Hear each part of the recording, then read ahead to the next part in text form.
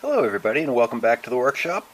I've been doing a series of videos on the Stanley Spokeshave number 151, and here it is finished, and she's a beauty.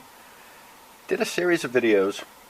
In this video we're going to sharpen the iron, tune up the lever cap, and tune up the mouth. Hopefully you'll get something out of this video and you'll be encouraged to watch the other videos. The first video is a dive-in and disassembly. Another video is I rebuilt the bed.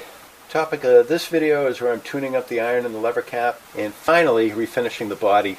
So you'll want to view each of them and hopefully pick up a tip or two. You know, the iron has to be razor sharp and needs to be firmly anchored to the bed by the cap iron. So these two pieces are kind of critical. If you want to see how I get these pieces singing, then this video is for you. The lever cap, this edge definitely needs a little bit of TLC. It kind of feels like a very dull serrated knife at the moment. I don't know how well it's showing up, but there's a lot of pits in it. I think from a performance point of view, got to get that a little bit better. And of course the iron has to be sharpened, so a good amount of this iron is going to be very shiny by the time I'm done. And over here there's a very faint 2-0 punched into it. And sometimes I catch the light just right, and I think there's two other digits out here. Maybe it's a year, 2000 and something. The third digit seems to be a 0. Can't make out the fourth, and maybe I'm just imagining out here.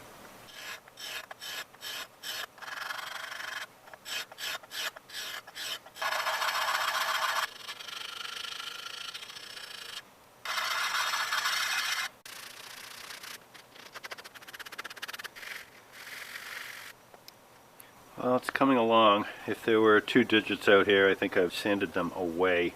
And the inside is still pitted, but this edge is in pretty good shape. There's a couple shallow pits on the very tip. I don't think I'm gonna try to get them out. They're just a little too deep. And this edge has been dressed to a nice, relatively sharp edge. Original finish has some pretty deep scratches in it. I think I'm gonna try to get those out if I can. Well, I think I've taken this about as far as I want to go. There's several deep pits, some here down under the keyhole, over here in the corner, up here in this area, and they're really too deep. I don't think I'm going to try to get them out. I did get this edge nice and crisp, and then in contrast, you know, as I look at the lever cap on this guy, and it just doesn't seem to have any of those problems, this one seems so much more crisp and clean. I'm beginning to think that this is a late model version of the tool, and the quality just isn't there. Yeah, not bad.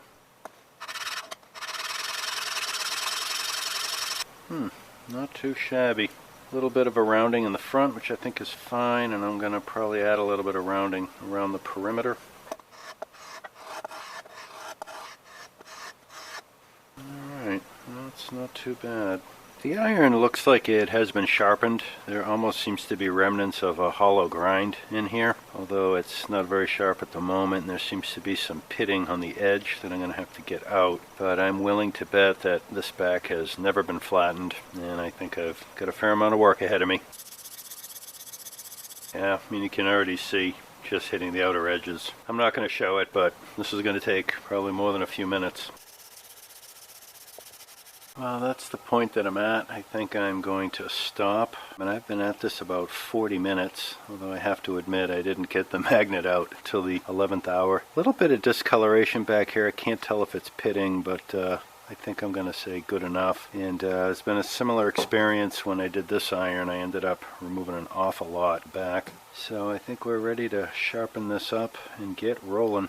It's taken me about 10 minutes. And I put this in my jig, and I'm grinding it at about a 32-degree angle, because that was pretty close to the original angle. And I don't think for a Spokeshave a higher angle, 32 versus 25, is a bad thing. I think it'll add some durability to the cutting edge, which will be fine.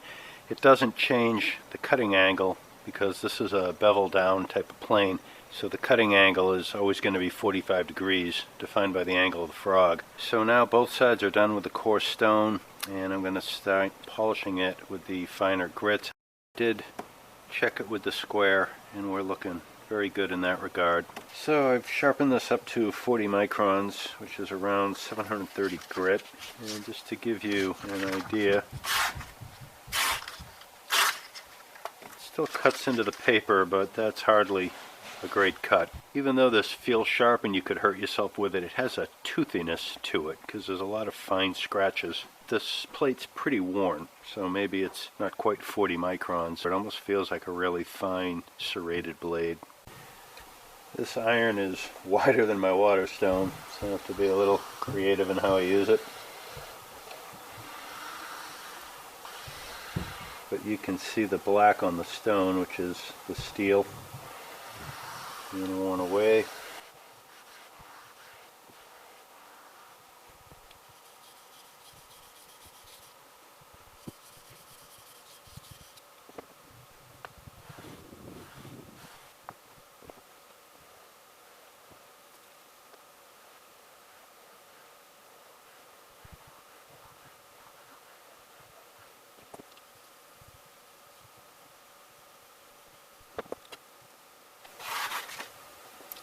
And it's cutting a lot better.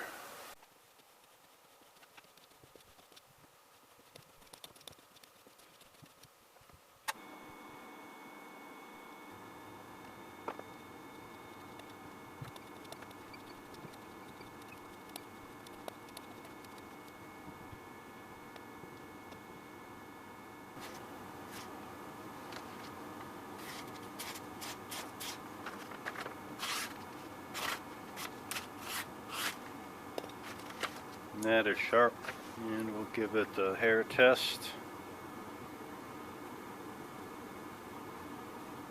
Smooth. Well, just to summarize, this is razor sharp now, and this iron was, in my experience, which is limited, pretty bad. My experience with Spokeshaves is 2, and this one was pretty bad. But I got to admit, this guy was even worse. And it took me about an hour to put an edge on it. The lion's share of that was to flatten the back. Then about 10 or 15 minutes or so to establish a new primary bevel. And then after that, 5, 6, maybe 10 minutes to go through the finer grits and polish it up to a razor sharp edge. So if I have to do it again, I don't have to flatten the back. I don't have to muck with the primary bevel. So sharpening this guy from here on in, it's just a 4 or 5 minute operation. And my sharpening station made of PVC, cleans up really nice. I went and flattened the water stone and rinsed off the 2 diamond plates and dried them. Well, I cleaned up the iron a little bit. I want to take it for a test drive. It's got a lot of pitting on it. A lot of pitting on this side, a lot of pitting on this side. I have a funny feeling this thing was in pretty tough shape and somebody cleaned it up a little bit before I got my hands on it. So it's all assembled. Advance the blade. Grab there. Scraping the wood.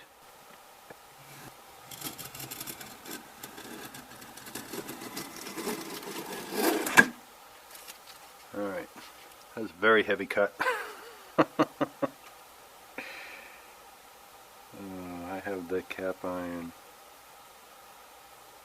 Let's pull that back a little.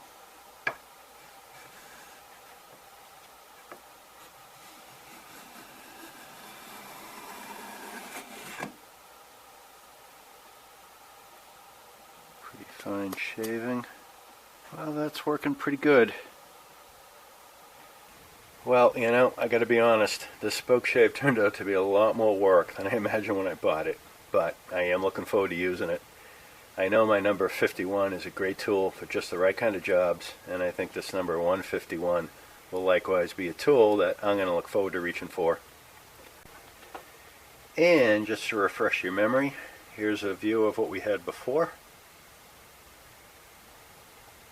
And a view of what it turned into now.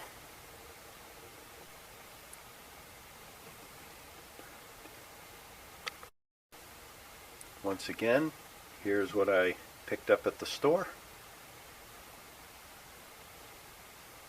And here's what we turned it into. Isn't she a beauty? Well, I hope you got something out of this video and the other videos in the series on this guy. Let me know what you think, and do me a favor, like and subscribe. I have a bunch more videos in the works, and I'm looking forward to sharing them.